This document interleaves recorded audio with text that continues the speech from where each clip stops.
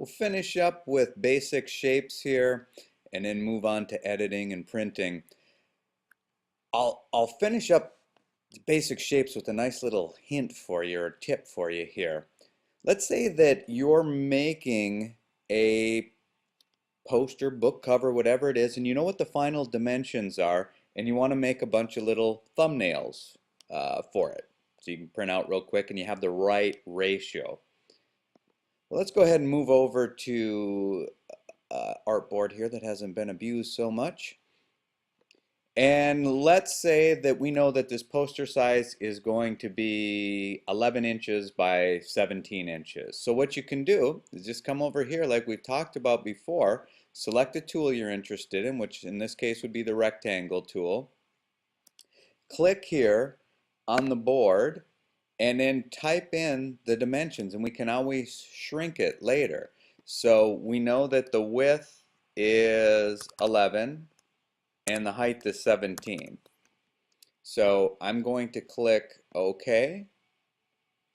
I am going to command minus to get that small enough to see it, and then I don't have to do any math. All I have to do is click down here at the corner, hold down the shift key so that I constrain the proportions and make this roughly the thumbnail size that I'm interested in. Now notice that it even tells me what it is in inches or whatever measurement I have selected right there, so I can say okay, that's about good enough. Doesn't matter, it's a thumbnail. Release the mouse, release the modifier key, and then just line this thing up on the page. Now I'll zoom back in. All right, here's a good place for just double clicking on the hand tool, and I will get rid of the stroke that's in here by bringing this forward, clicking here, and then the stroke is probably way too thick, so I go back to the stroke palette and just change it back to 1 or even a half point stroke. And then once I have one of these made, I can make several copies of it. And here's a little shortcut for making copies. Instead of doing edit, copy, edit, paste, you can simply just take the directs or just the regular selection tool, click on the object, and just move it like you're just moving the thing. And let's say you want to go like 3 across. You can just kind of eyeball what it would take to get 3 across. I'm not doing any math at all here. Now what I'm going to do when I have it where I want, I'm going to hold down the option key. Now watch the cursor. It gets that little white extra one that shows up. That lets me know that now when I release the mouse and then release the shift key, that I'm going to get a copy of that. So here goes the mouse, here goes the shift key, and sure enough, there's a copy. Now here's another little shortcut for you.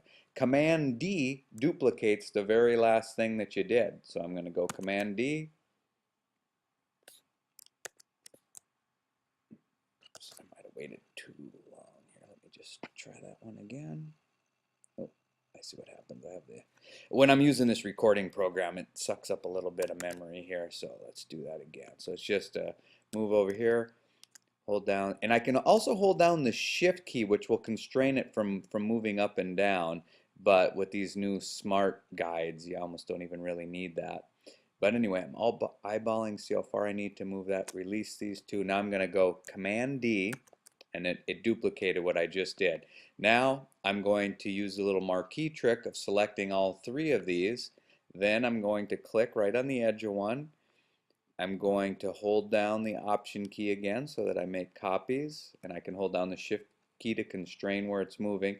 Now I want to make it so that I can go 3 deep this way as well, so that looks about good there. Now release the mouse, release the 2 modifier keys, and then do Command D to duplicate what I just did again, and now you have some nice thumbnails there ready to roll for next time. So I pretty much finished up the talking about the basic shape tools with talking about editing. So one of the things I wanted you to get from that is that just because you draw something, you're not stuck with the stroke thickness, the fill color, any of that stuff can be changed. Just whatever you want to change, select it, and you can change the colors for it in the 3 ways that we talked about earlier. One of them just clicking on here, selecting a different color. Same thing, select this thing again, bring the stroke forward, click here or over here or over here, select a different color for it, go to the stroke panel, select a different thickness for it. And then the beauty, if I want to, let's say I'm making a design and I want a repetition of form here. I want another one of these, but I want it a little bit smaller, but I want the exact same shape. All I do is I'm dragging, holding down the Option key to make a copy. Then I come up here to the corner. I'm going to hold down the Shift key to constrain the proportions of it. So this, similarly to the way that the Shift key constrains the proportions when I'm drawing something, it will constrain the proportions of something that's already been drawn. So just to make sure there's no confusion in that, if I create an oval without holding down the Shift key, and then I make a copy of this, hold that Option key down, and then I want this exact same proportion again, I hold down the Shift key. Notice it doesn't turn it into a circle, it just keeps the same proportions as the other one. Now the only thing that's out of proportion is the stroke thickness, and we'll talk about how to change that in future videos. But for right now, I just really want to concentrate on this basic drawing. Okay, so I said we would talk about printing. So here are some things that you should know about printing.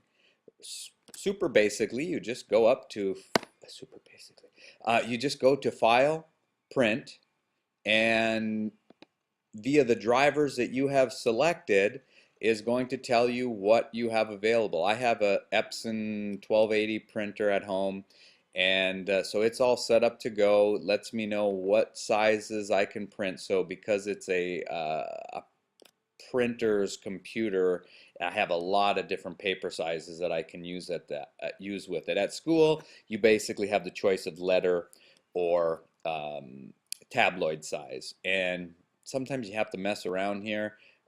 Tabloid in this menu is B, so notice if I select B, it changes the size here to paper size of 11 by 17.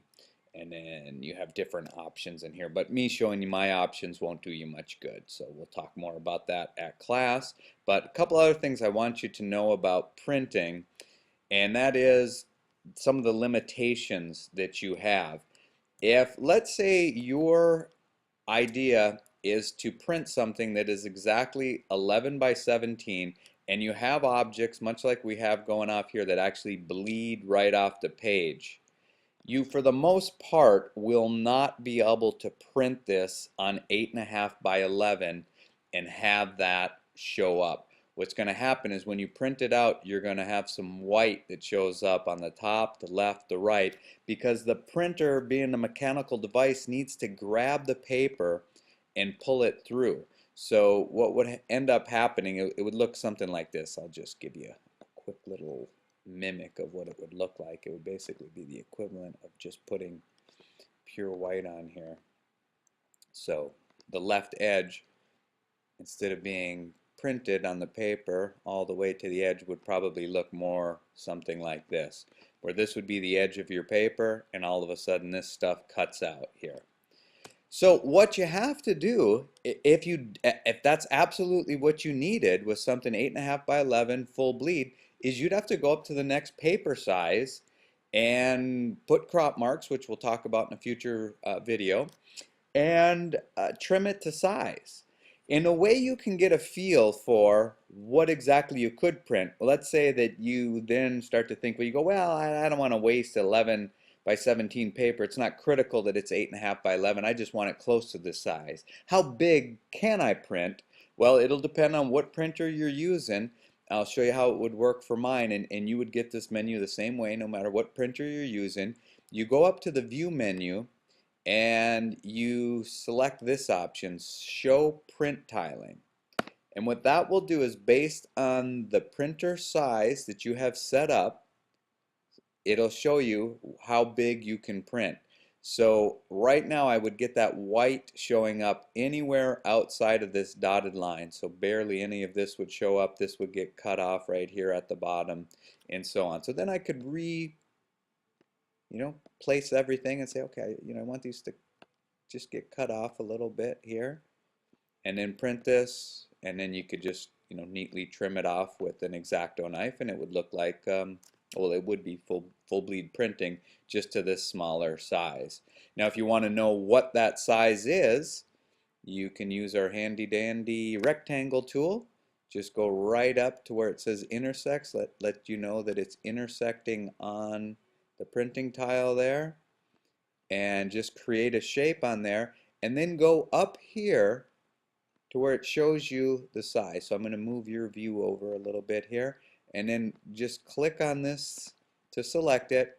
Whatever you have selected, it's going to show you the dimensions here. So this happens to be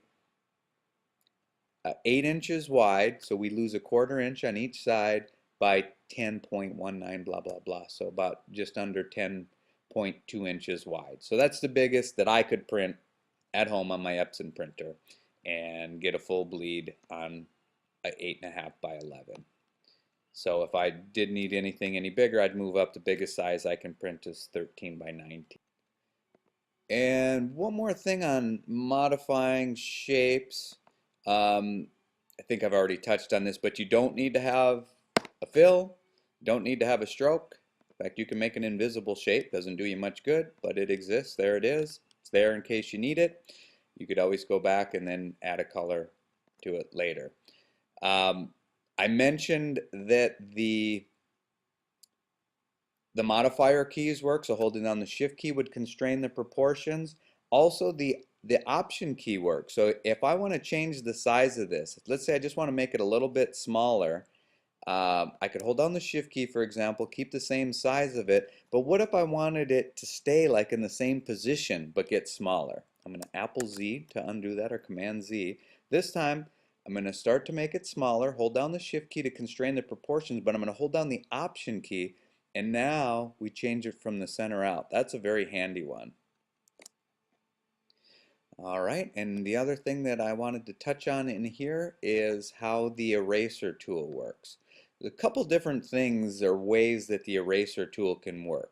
One of them is you just grab the eraser tool. Notice I have nothing selected here, and I just click, and wherever I erase, it erases out of there. Now it kind of almost looks like it didn't erase, but that's because the stroke is so big on there that it filled it. So if I go back to this shape and change the stroke thickness, you can see that it did indeed erase a chunk down the center. Or the other thing I could do is select this tool, and I could change the size of the eraser. The easy way to do that is to just hit the bracket keys. And the bracket keys, which are just to the right of the P key, will make whatever brush you have selected. This works in Photoshop as well, and it kind of works similar to a brush. We'll make it bigger or smaller. So we just cut a little channel through that, cut a channel through this, this, and this all at the same time. Now if you select something, it works just a little bit different. And that, see, it only erased the thing that I had selected. So that's kind of nice. Another thing you can do with this tool, which I find really nice, is let's say I just wanted to crop this off nice and square at the bottom. It'd be a little bit harder to do with the eraser tool, but there's an option to hold down the shift key on here, and then it pretty much, you draw a marquee and everything disappears. And that can work whether something is selected or not. So I'll show you first with this thing selected. Hold down the shift key, or I'm sorry, the option key, and I draw this little marquee, release it, and you can see it made a nice straight line across here. Now with nothing selected, it'll have that effect on everything. So I'll cut into all 3 of these shapes at one time, grab that eraser tool, hold down the option key, drag my marquee, release the mouse, and now all 3 of those are cut at the same point. Alright, we get to move on to everyone's favorite, the pen tool.